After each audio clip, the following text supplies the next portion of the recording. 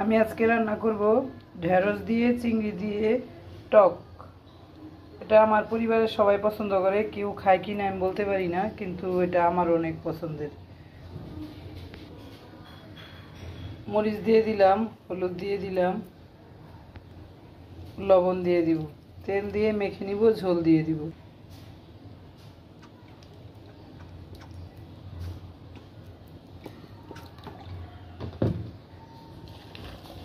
মেখে নিব, তারপর ঝোল দিয়ে দিব। যখন সিদ্ধ হয়ে আসবে তখন আমি তেঁতুল দিয়ে দিব, নামানোর আগে রসুন দিয়ে নিব। এখন আমি পানি দিয়ে দিলাম।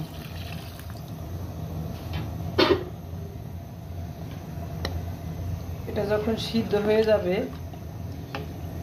তখন আমি তেঁতুল দিব, কারণ আগে তেঁতুল দিলে এগুলি সিদ্ধ হবে না।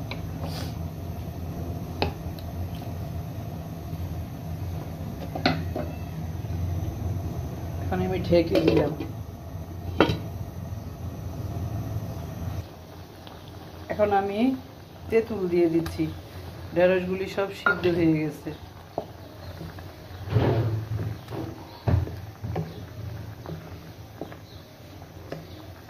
তারপরে আমি রসুন দিয়ে দিব। টক গন্ধ বের হয়ে গেলে, যখন একটু টক টক গন্ধ বের হবে তখন আমি রসুন দিব। যে ঢেঁড়সগুলি সিদ্ধ হয়ে গেছে, এই যে সিদ্ধ হয়ে গেছে।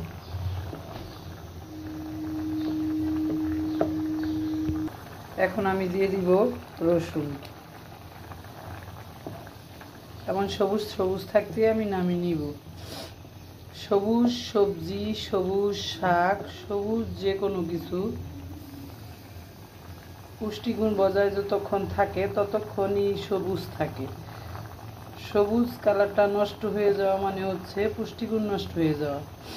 তাই শাক সবজি আমি যাই করি সবুজ থাকতে থাকতে আমি নামিয়ে রাখি।